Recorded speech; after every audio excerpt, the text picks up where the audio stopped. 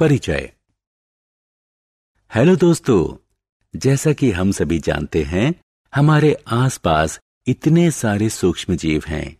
इन्हें कई समूहों में वर्गीकृत किया जाता है। इनमें से कुछ हमारे लिए उपयोगी होते हैं, इसलिए उन्हें मित्र कहा जाता है, जबकि अधिकांशतः नुकसानदेह होते हैं, अतः इन्हें दुश्मन या शत्रु कहा जाता है। अतः इस पाठ में हम इन सूक्ष्म जीवों की मित्र और शत्रुओं की प्रकृति के बारे में जानेंगे। अतः इस पाठ में हम इन सूक्ष्म जीवों की मित्र और शत्रु की प्रकृति के बारे में जानेंगे।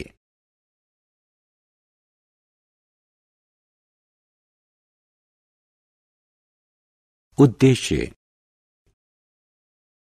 इस पाठ के अंत में आप निम्न करने में सक्षम हो जाएंगे: सूक्ष्म जीव और इसके विभिन्न समूहों को परिभाषित करना, मित्रवत सूक्ष्म जीव और सामान्य मानवीय जीवन में इनके उपयोगों का वर्णन करना, हानिकारक सूक्ष्म जीवों का वर्णन करना, खाद्य परिरक्षण की विधियों की व्याख्या करना, नाइट्रोजन स्थिरीकरण और नाइट्रोजन चक्र की व्याख्या करना।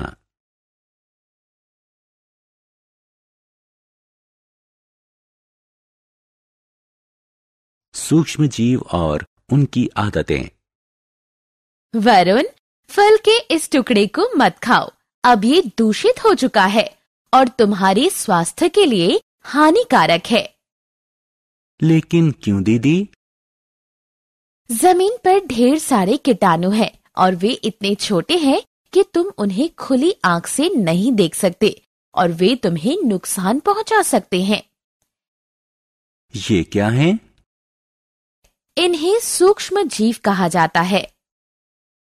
दोस्तों, आपको जानकर हैरानी होगी कि सूक्ष्म जीव खाना बनाने में हमारी सहायता कर सकते हैं और यही हमें बीमार भी बना सकते हैं। इसलिए इनके बारे में विस्तार से अधिक जानकारी प्राप्त करने से पहले आइए हम ऐसे सूक्ष्म जीवों और उनकी आदतों के बारे में जानते हैं।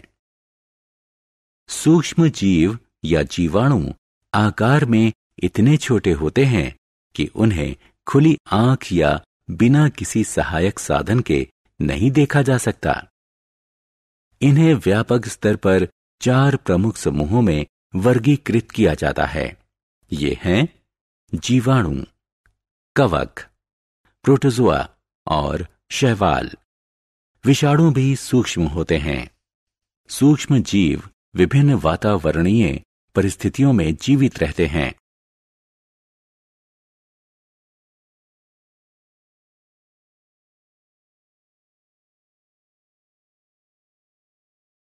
मित्रवत सूक्ष्म जीव और उनकी आदतें।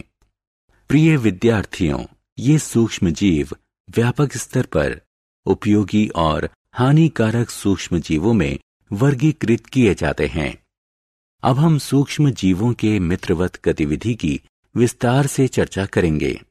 ऐसा ही एक मित्रवत सूक्ष्म जीव है खमीर। खमीर का उपयोग बेकिंग उद्योग और हमारे घरों में ब्रेड, केक, पेस्ट्री आदि बनाने के लिए किया जाता है। जीवाणु लैक्टोबैसिलस दूध से दही बनाने में उपयोगी है। सूक्ष्म जीव वाणिज्यिक और औषधीय क्षेत्र में भी उपयोगी हैं। उदाहरण के लिए अल्कोहल, बियर और शराब के व्यापक उत्पादन के लिए खमीर यानी यीस्ट का उपयोग डिस्टिलरी उद्योग में किया जाता है। कुछ अन्य जीवाणु प्रतिजैविक यानी एंटीबायोटिक और वैक्सीन बनाने में सहायक होते हैं। टीकाकरण कई बीमारियों में सहायक होता है, जैसे हैजा, क्षय, चेचक और हेपेटाइटिस।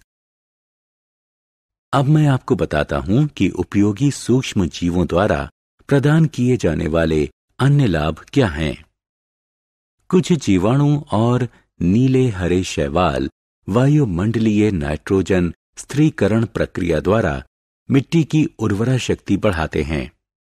नाइट्रोजन स्थिरीकरण जीव वैज्ञानिक प्रक्रिया है जिसमें जीवाणुओं की सहायता से वायुमंडलीय नाइट्रोजन को अमोनिया में बदला जाता है।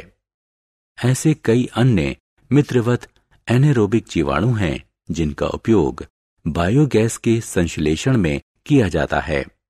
Biogas methane, carbon dioxide, hydrogen और हाइड्रोजन सल्फाइड का मिश्रण होती है।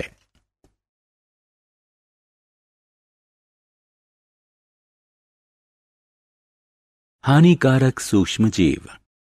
सहायक और मित्रवत सूक्ष्मजीवों के बारे में चर्चा कर लेने के बाद आइए हानिकारक सूक्ष्मजीवों के बारे में जानते हैं।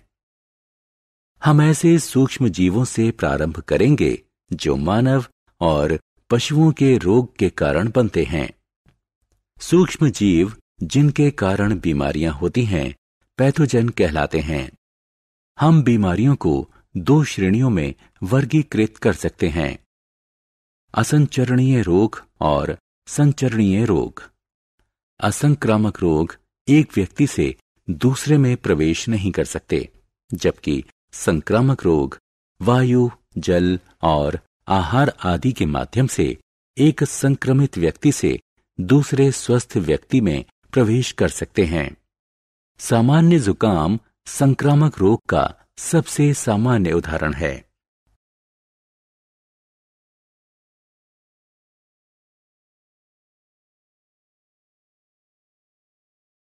मानव में रोगकारक सूक्ष्मजीव।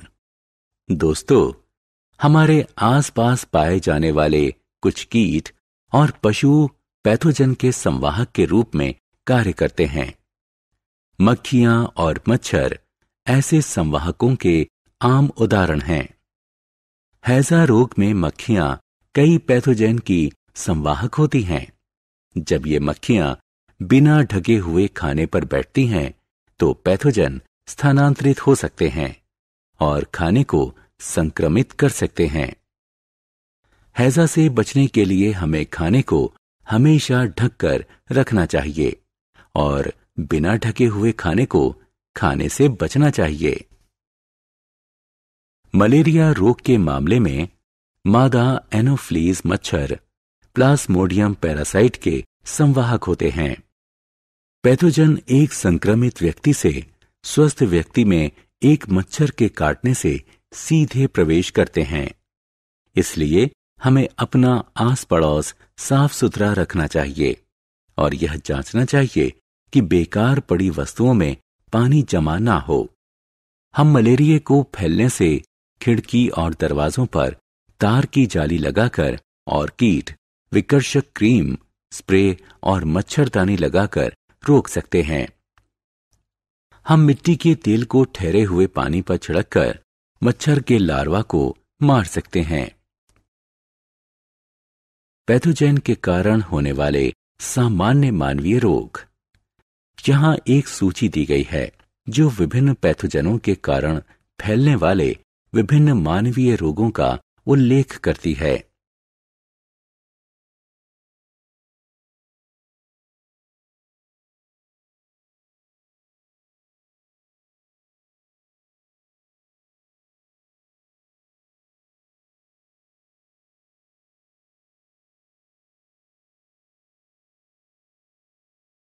जंतुओं में रोगकारक जीवाणु। आइए अब अपने अगले विषय पर चलते हैं जिसमें पशुओं में रोग पर चर्चा होगी। क्या आपने पैथोजन के द्वारा पशुओं को होने वाले किसी रोग के बारे में सुना है? एंथ्रेक्स और पैर तथा मुंह के रोग पशुओं के रोगों के आम उदाहरण हैं। एंथ्रेक्स बैसिलस एंथ्रेसिस के कारण होने वाला बैक्टीरियल रोग है, जो कि यह मवेशियों के पैर एवं मुंह में होने वाला रोग विषाणु के कारण होता है। पौधों में रोग उत्पन्न करने वाले सूक्ष्म जीव। आइए अब जानते हैं पौधों में होने वाले रोगों के कारणों को।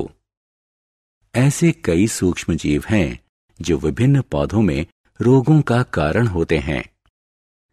निम्न तालिका कुछ पौधों में होने वाले व्यापक रोगों और उनके कारण बनने वाले पैथोजेन को सूचीबद्ध करती है।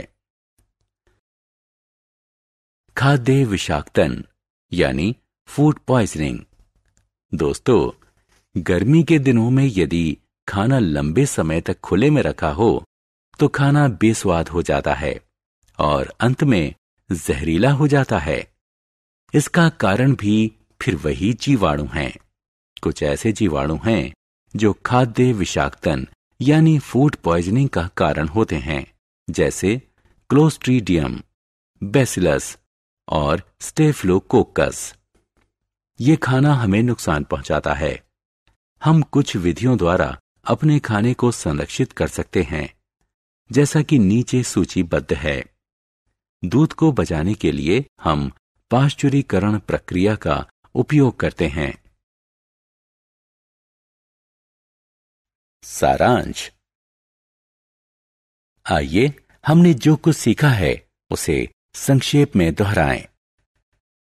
सूक्ष्म जीव या जीवाणु एक जीवित जीव होते हैं जो इतने छोटे होते हैं कि हम उन्हें खुली आंख या बिना किसी सहायक साधन के नहीं देख सकते, अर्थात उन्हें केवल सूक्ष्मदर्शी यानी माइक्रोस्कोप से देखा जा सकता है। सूक्ष्म जीवों को व्यापक स्तर पर 4 प्रमुख समूहों में वर्गीकृत किया जाता है: जीवाणु, कवक, प्रोटोजोआ और शैवाल।